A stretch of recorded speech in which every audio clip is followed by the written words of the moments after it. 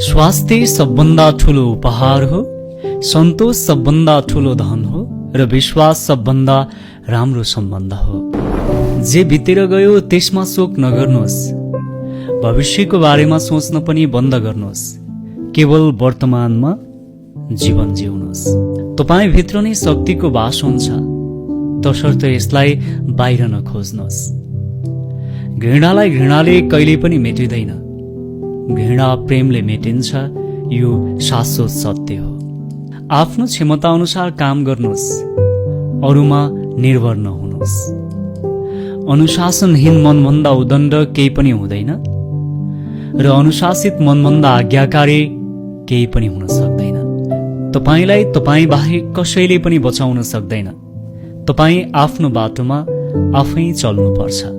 तपाईले पूरा ब्रह्माण्डमा गएर खोज्नुहोस् कि तपाईलाई सबभन्दा धेरै प्रेम कसले गर्छ।